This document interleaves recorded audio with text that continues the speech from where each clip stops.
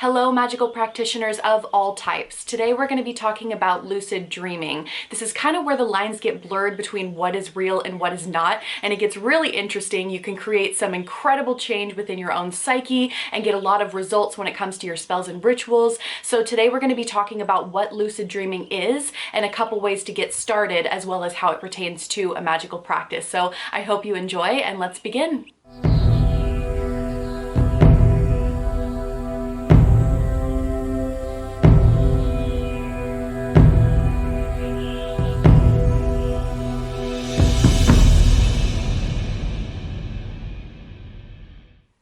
A few disclaimers that I want to get out of the way first is with lucid dreaming, this is more of an intermediate to advanced technique. So if you are just beginning your magical practice, make sure you have a really good handle on protection magic, and also make sure that you've done a little bit of shadow work. Highly recommend doing that before diving into lucid dreaming.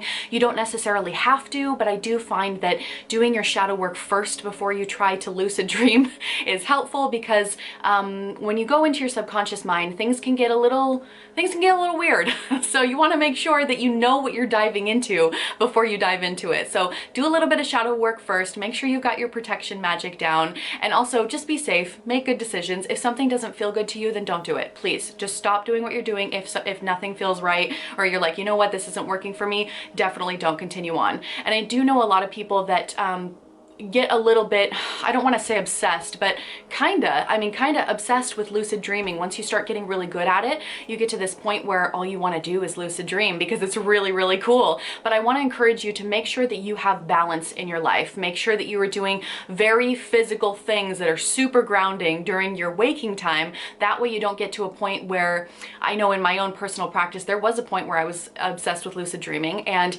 it got to the point where during the day, I wasn't really sure what was real and what was not. Things got a little blurry, and I was like, am I asleep right now or am I awake? And I know that that can happen for a lot of people that get kind of obsessive with the lucid dreaming process. So make sure that during the day when you are awake, that you are doing physical exercise, that you are immersing yourself in tactile things, you know, like touch, incorporate the five senses as much as possible, you know, hear, touch, smell, taste, etc. So as long as you're doing that and you're staying grounded in the physical realm, and you are not becoming obsessive with the lucid dreaming process, then you should be okay. Now that those disclaimers are out of the way, let's move on.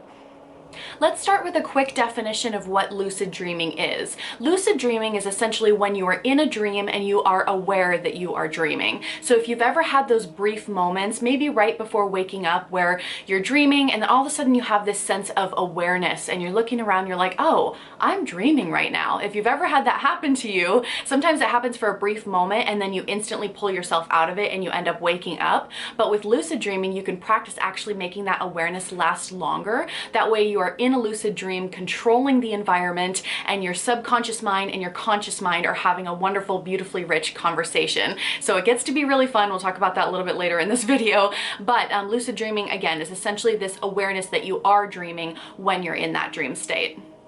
Let's talk about some of the reasons why you might want to start lucid dreaming, and particularly how it pertains to a magical practice. So typically when we're doing spells and rituals, we are descending into an altered state of consciousness, because what we want to do is we want to get out of our conscious mind and move further into our subconscious mind, or anything beyond the subconscious mind, anything that is more ethereal or spiritual in nature, that requires us to essentially leave our rational mind at the door, which is our conscious mind.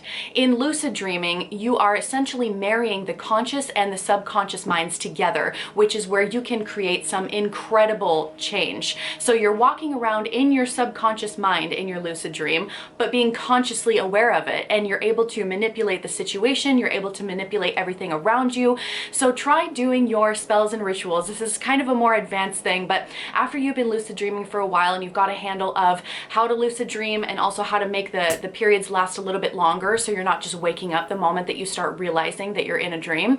Once you have that lasting a little bit longer, try doing your spells and rituals in a lucid dream. You can implant what you're doing directly into your subconscious mind, which is incredible. If you've ever had issues in your life that seem to be like repeating patterns, this is kind of where you can go into shadow work as well. I have a whole shadow work series if you want to check that out. But with shadow work, you are essentially going into your childhood and trying to understand why you are the way you are, and how your caretakers may have affected affected you, etc. And sometimes that brain wiring, you get stuck in a loop. You get stuck in these repeating cycles over and over and over again. So it's not just spells and rituals that this is good for. This is also great for shadow work because you can essentially attempt to rewire your brain a little bit. Now, everything that I'm saying is very metaphysical, not 100% scientific. It's really hard to recreate the same thing on the same person.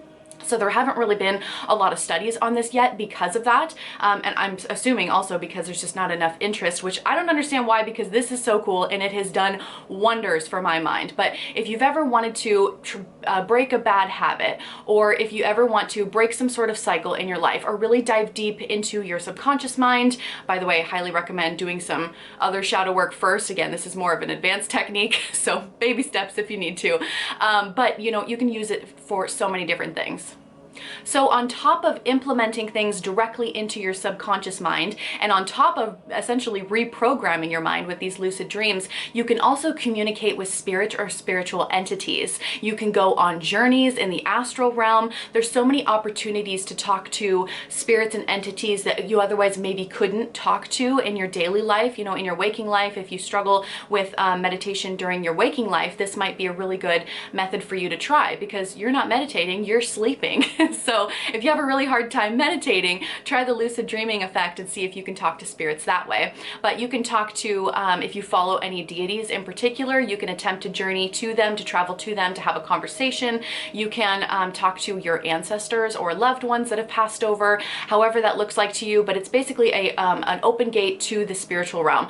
And lastly, on top of shadow work, on top of reprogramming your subconscious mind, you can use lucid dreaming not only to talk to entities and spirits, but also to regain your power and get control of bad dreams. If you're a person that struggles with nightmares, lucid dreaming is something that is excellent to get into, because you can take control of that situation and reroute it and choose a different method. So highly recommend getting into lucid dreaming if you do struggle with nightmares. And that is a whole nother rabbit hole that you can dive down into as well. I won't talk about that too much in this video again, because I'm trying to keep this very short and sweet, but that is another method. And one last thing that I wanted to recommend, if you go into lucid dreaming, and if you really try this, I love lucid dreaming, I would really recommend building a temple in your dream, going into that temple and meditating in your dream. Things get real weird when you meditate in a dream, when your subconscious mind and your conscious mind are intersecting. It is incredible. Highly recommend you trying it out.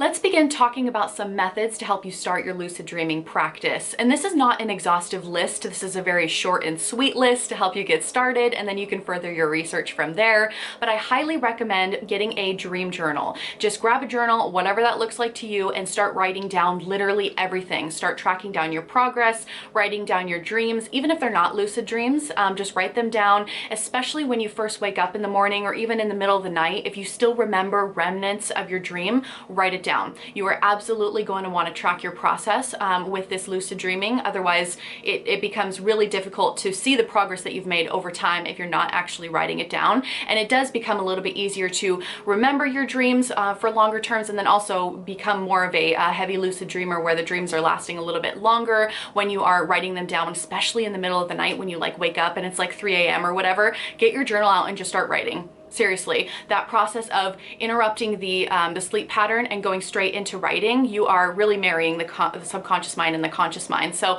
definitely set yourself up with a dream journal first.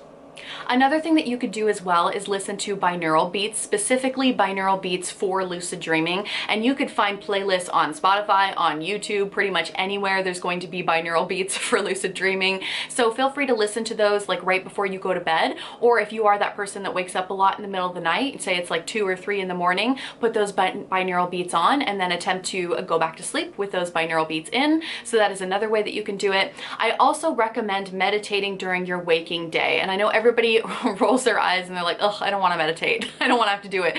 But it really does help you control your brainwave states. And I highly recommend getting into meditation if you don't already have a meditative practice, because it gives you better control of your mind. It really does. And I do have a video on altered states of consciousness that talks about the different brainwave states all the way from gamma to delta. And I do think it's important to understand the brainwave states a little bit, especially if you're getting into lucid dreaming. So I'm going to link that video down below just in case you want to check it out. But essentially, essentially you're gonna want to be able to slip in between brainwave states a little bit easier, and you can do that by meditating regularly. Your brain is like a muscle, right? It will naturally gain the ability to slip in and out of brainwave states at will. So definitely recommend a regular practice of meditation. The next method that I'm going to recommend is going to bed slightly uncomfortable. I know that sounds awful, but it really can be helpful. So go to bed after drinking a lot of water, so you know you're gonna have to get up and go to the bathroom in the middle of the night, or go to bed slightly hungry. Anything that makes you just slightly uncomfortable. Maybe you have the room just a little bit too cold. I would not recommend having the room too warm though. A lot of people, it's a weird thing that happens. A lot of people, when they get too warm, they actually are more prone to nightmares. Don't do that. Have the room a little bit on the colder side. That way you are slightly uncomfortable and still kind of consciously aware of what's going on. So when you start to have those dreams, let's say you drank a lot of water right before bed. You go to sleep, and in your dream, you start dreaming about going to the bathroom. That is the beginning of lucid dreaming. So if you've never done a lucid dream before, you've never experienced it, that is the first step to doing it, because you are marrying that conscious mind again with the subconscious mind. So go to bed slightly uncomfortable. It'll keep your conscious mind just a little bit awake while your subconscious mind is dreaming and doing its thing. And that's how you can begin, start bridging the gap between regular dreams and lucid dreams. Next, we are going to talk about the mild technique and the WBTB technique and how you can use these techniques together. So the mild technique, I literally wrote it down for me so I wouldn't forget. It's the mnemonic induction of lucid dreams technique, and the WBTB technique is the wake back to bed technique. I know that was a lot of words, so let's dissect that a little bit. The mild technique was developed in the 70s, and it's essentially where you have this mantra that you say to yourself right before bed. There's a whole method to it, and you can definitely look into it if you want to. It's kind of been updated since then, so I don't know many people that use just the mild technique alone anymore, but there is a mantra where you essentially, right before you go to bed, you chant over and over again your confirmation or your affirmation or your mantra. The next time I'm dreaming, I will remember. And you essentially say that to yourself over and over again, and you imagine yourself dreaming and being lucid in that dream and having that sense of awareness. And you're doing this consciously right before you go to bed. So that is the mild technique, but you can marry it with the WBTB method. So let's move on to that one.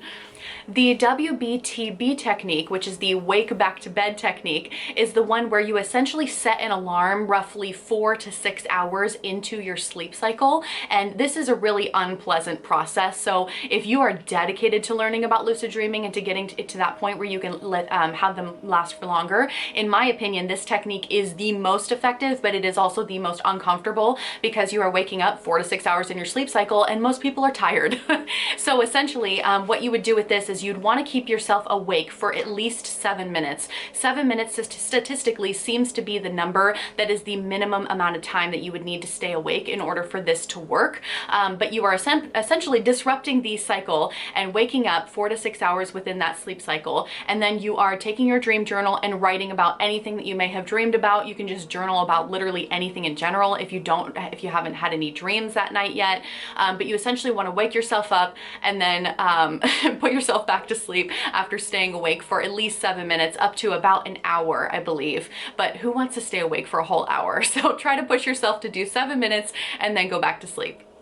Now let's talk about these two methods working together. So just recently, I believe in the past decade, I'm not sure exactly what year it was they made this discovery, but they found that using the mild technique and the WBTB technique together had a greater success rate of somebody being able to lucid dream. So essentially what you would do is you would set an alarm about 4 to 6 hours into your sleep cycle. When you wake up, you would use those mild mantras, the mild technique mantras, where the next time I'm dreaming, I will remember. And you would chant that over and over again, imagining yourself lucid dreaming, and also imagining that sense of awareness in that moment for about 7 minutes or so, however long you can keep yourself awake. And then you would go back to bed. And then essentially the next time that you're dreaming, you would remember. So that one has the greatest success rate in terms of lucid dreaming.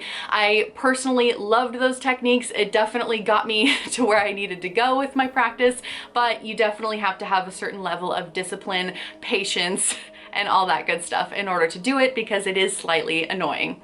The last method that I'm going to recommend to get started on your lucid dreaming journey is to incorporate different herbs and crystals into your practice that help with lucid dreaming. So I have a couple personal recommendations that have worked well for me, but make sure, as far as ingesting herbs go, obviously make sure that you are clearing this with your medical team, make sure it doesn't interact with any medications that you may have, etc. Make good choices for yourself. Don't OD on an herb or something like that, please. I am not liable for that.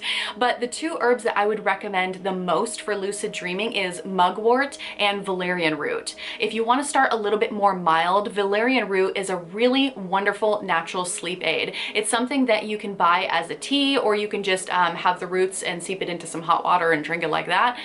Make sure that you're doing your research on this again, so you're being safe and making good choices. But valerian root is a very, most people just take it anyways if they're having trouble sleeping at night. A lot of people take valerian root because it's a very natural way to help you with your sleep. Mugwort is almost one step up from that. It gives you really colorful and vivid dreams in my experience. Everyone's experience is going to be a little bit different, but mugwort is again something that you can seep into a tea and then drink it right before bedtime. So those are the two herbs that I would recommend. As far as crystals go, I would recommend scolecite. Scolecite by far is the best crystal for lucid dreaming. I will fight somebody on this because it is the best. I mean, this is totally my opinion, okay? But I love scolecite, and I actually wanted to show you. So it looks white. It has a little bit of, I wonder if you can see, oh, you can't really see the lines in it, but it's beautiful. It's white, very dreamlike, very dreamy. Anyways, so you can hold on to this and meditate with it if you choose, but my personal preference is I have a pendant, a scolecite pendant that I wear, and when I wear it, I just make sure that it has skin contact when I'm sleeping at night.